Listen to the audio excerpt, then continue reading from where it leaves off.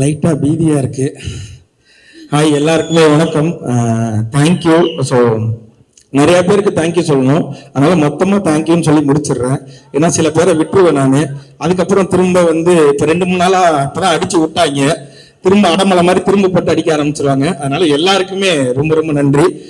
முக்கியமாக சொல்லணும்னா 2 பேருக்கு நான் ரொம்ப தேங்க் பண்ணணும். ஒன்று ஏஜிஎஸ் என்டர்டெயின்மெண்ட், அவங்க தான் வந்து இந்த வாய்ப்பை எங்களுக்கு கொடுத்தாங்க, எனக்கும் ஹர்ஷத்துக்கும். அவங்களுக்கு ஒரு பெரிய பெரிய நன்றி. இன்னொன்று அஸ்வத் ப்ரோ. அஸ்வத் ப்ரோ எப்படின்னா, இது அவங்க எனக்கு தெரிஞ்சு அவர் ஒரு 20 இன்டர்வியூ கொடுத்தாங்க. அந்த 20 இன்டர்வியூலையும் இதை மறக்காம ரைம்ஸ் மாதிரி எல்லாத்துலேயும் சொல்லிட்டாரு.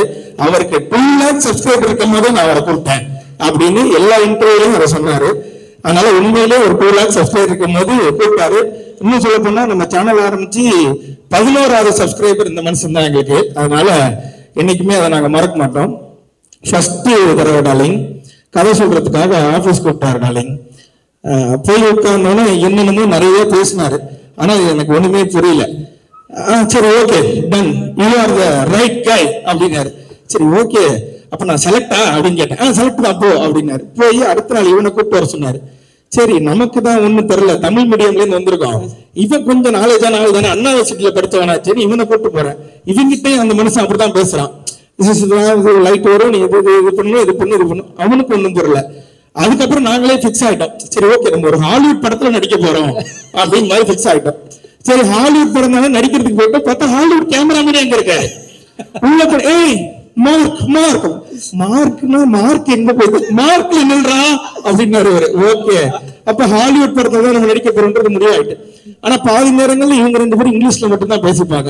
இதெல்லாம் நான் வந்து உண்மையிலேயே இந்த மேக்கிங், ஜாக்கி சான் படம் மேக்கிங்ல தான் கடைசியா போடுவாங்க. ஒரு கேமராமேனும் ஒரு டைரக்டர் இங்கிலீஷ்ல பேசுறதுலாம் இதெல்லாம் நான் பார்க்கும்போது உண்மையிலேயே இவன்கிட்ட சொல்லுவேன், நிறைய பேசுறாங்கடா, ஆனா ஒன்னும் புரியலடா. அவங்க பேசிப்பாங்க, ஆனா சரி இது சொல்லலாமான்னு தெரியல. பல நேரங்கள்ல வந்து நிக்கேத்ல வந்து சார்ஜ் எடுத்துட்டாருன்னா உங்களுக்கு எல்லாம் பீதி ஆயிடும். அது நான் பரவாயில்ல, சில நேரத்துல பிரதீப் ப்ரோக்கே அது பீதி ஆயிடும்.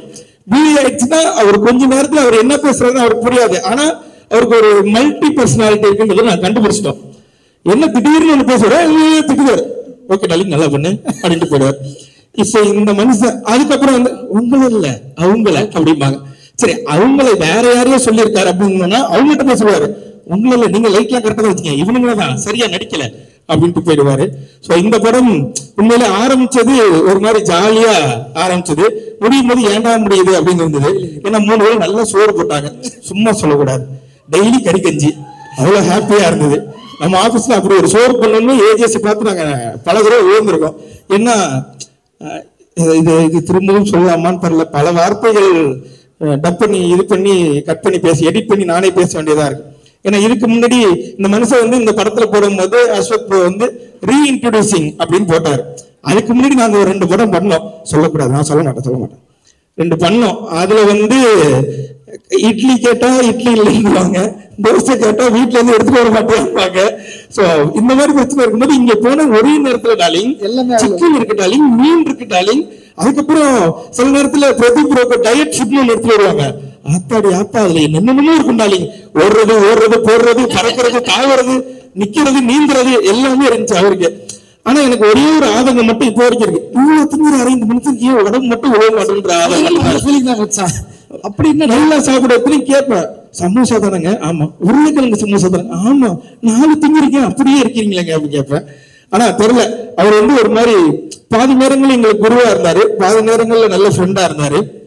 நான் அப்படியே வந்துடுறேன், 2-3 பேரை அப்புறம் ஸ்கிப் பண்ணிட்டு போயிடுவேன். அசோக் கூப்பிட்டு கதை சொன்னாரு. சொல்லிட்டு ஷூட்டுக்கு போனதுக்கு அப்புறம் அவர் சொன்ன கதை தான் இப்ப எடுக்கிறாரான்னு எனக்கு இவனுக்கும் பாதி நேரங்கள்ல சந்தேகம் இருக்கும். நம்மகிட்ட சொல்லும்போது வேற சிலர் வேற எடுக்கிறாரா, அவர் என்ன எடுக்கிறாரோ அதை நடிப்போம், இதுக்கப்புறம் நமக்கு ஏதாவது வாய்ப்பு இருக்கான்னு கேட்டாங்க. எந்த வாய்ப்பும் இல்லை, அப்ப கிடைச்ச வாய்ப்பை யூஸ் பண்ணிப்போம் அப்படின்னு இது பண்ணதுதான். ஆனா எங்களை முழுமையா நம்பி எங்களை கூப்பிட்டதுக்கு அஸ்வத்துக்கு ரொம்ப ரொம்ப நன்றி. ஏன்னா அஸ்வத் வந்து ஃபர்ஸ்ட் கூப்பிடும் போது ப்ரோல ஆரம்பிச்சோம், அப்புறம் வாடா படா ஃப்ரெண்ட்ஸ் ஆனோம், மாமா மச்சான் ஆனோம்.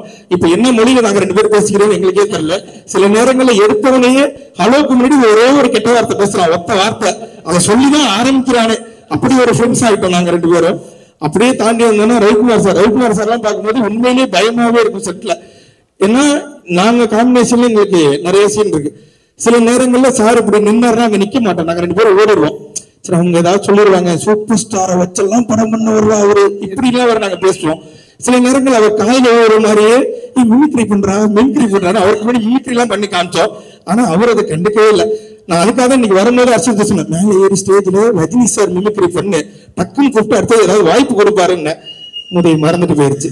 பரவாயில்ல, தேங்க்யூ. அதனால ரவிக்குமார் சார்லாம் உண்மையிலே நம்ம வெளியில இருந்து நம்ம ஒண்ணு பாக்குறோம், காமன் மேனா நம்ம ஒண்ணு பார்க்கும்போது எவ்வளவு பெரிய லெஜண்ட் அப்படின்னு ஒண்ணு இருக்கும். ஆனா இந்த படத்துல பார்க்கும்போது அப்படி இல்லவே இல்லை. ரொம்ப கூலா, ரொம்ப ஜாலியா எல்லார்ட்டையும் நல்லா பேசிட்டு இருந்தாங்க. பார்க்கும்போது உண்மையிலே பெருமையா இருந்தது. நான் எங்க அப்பாட்ட போன் பண்ணி சொன்னேன், அப்பா நீ என்ன படையப்பா படத்தை கூட்டு போனில்ல? ஆமா ஆமா, அதோட டைரக்டர்லாம் இருக்காருப்பா இங்க அப்படின்லாம் சொன்னேன். எங்க அப்பா நம்ப மாட்டேன்ட்டாரு. அவர்கிட்ட நான் கடைசியா ஒரு போட்டோ எடுத்துக்கணும், இந்த ஸ்டேஜ் சாக்கா வச்சு கேட்டுக்கிறேன், சார் எனக்கு ஒரு போட்டோ மட்டும் கொடுத்துருங்க. எங்க அப்பா இன்னமும் நம்பல. நான் படத்துல நடிக்கிறேன்னா நீ என்கிட்ட வீட்டை நடிக்கிறேன், அங்க போய் நடிக்கிறேன் அப்படின்னாரு. அவ்வளவுதான்.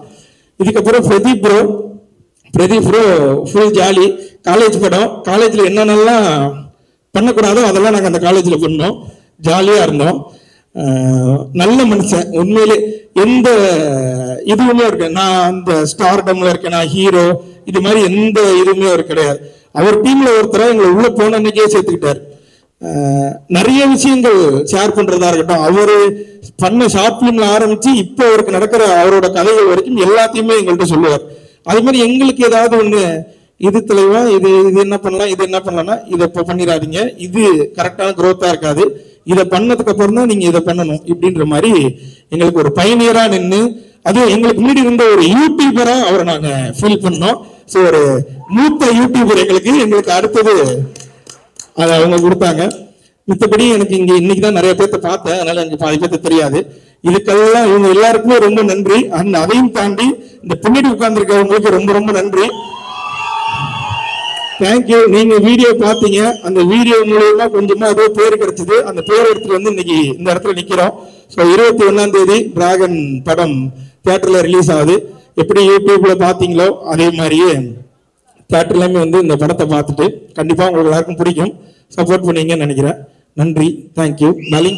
Thank you darling. பட் இன்ஸ்டால ஒரு ஸ்டோரி அப்போ போட்டிருந்தாரு இயக்குனர், இந்த மாதிரி இந்த வருஷத்தோட பெஸ்ட் நடந்த விஷயங்கள் அப்படின்னு சொல்லி நிறைய விஷயங்கள் கோட் பண்றப்போ ஒரு தடவை உங்களை கோட் பண்ணி ஏதோ ஒரு ஸ்டோரி போட்டிருந்தாரு. அதை பார்க்கும்போது அவ்வளவு சந்தோஷமா இருந்து அந்த ஸ்டோரியை பார்த்தோம். இன்னைக்கு இப்படி டிராகன் ஸ்டோரியில உங்க ரெண்டு பேரையும் பார்க்கலாம், எங்களோட டார்லிங் பாக்குறாரு அப்படின்றது மட்டும் சொல்லணும். இப்படி இந்த மேடை வந்து நிக்கிறதுக்கு, ஏன்னா படத்துலயும் அவ்வளவு சூப்பரா சக்சஸ் தேடி போற ஒரு ஃப்ரெண்டு, இப்போ ஒரு சம்பளம் காசு இல்லைன்னா கூட ஏன்டா எங்ககிட்ட வாங்கி கொடுக்குறன்ற அளவுக்கு நல்ல நண்பரா இருக்கீங்க. ஸோ நட்பை எங்க விஜய் சித்து எப்படி பாக்குறாரு? அந்த ஃப்ரெண்ட்ஷிப் தான் இங்கே நிப்பாட்டி இருக்கு. அந்த ஃப்ரெண்ட்ஷிப் தான் எனக்கு விக்னேஷ்காந்த் மீட் பண்ண வச்சது. அந்த ஃப்ரெண்ட்ஷிப் தான் என்னை இவ்வளோ தூரம் கொண்டு வந்தது. இவ்வளோ பேர் வீடியோ பார்த்த ஃப்ரெண்ட்ஷிப் தான் இதை என்னை இவ்வளோ தூரம் வளர்த்து விட்டது. அதே மாதிரி படத்துலையும் என்னோட கேரக்டர் பேர் அன்பு. நானும் பிரதீப் வந்து பயங்கரமான ஒரு, அந்த காலத்துல ஒரு சூர்யா தேவா அப்படின்னா அடுத்த காலத்துல இந்த அன்பு பேர்லாம் ரிவீல் பண்ணலாமா? சொல்லக்கூடாதா? என்ன அங்கேயும் மிரட்டுற, நீ வெளில வாடி. அதனால அதான் பேர் ரிவீல் பண்றாங்க. என் பேர் அன்பு. அந்த மாதிரியான ஒரு நட்பு இந்த படத்துலையும் பார்க்கலாம். நிறைய பேர் வந்து இதை நிறைய இடங்கள்ல சொல்லிக்கிட்டே இருந்தாங்க, இது வந்து அந்த படமா இருக்கு, இது வந்து இந்த படமா இருக்குன்றது.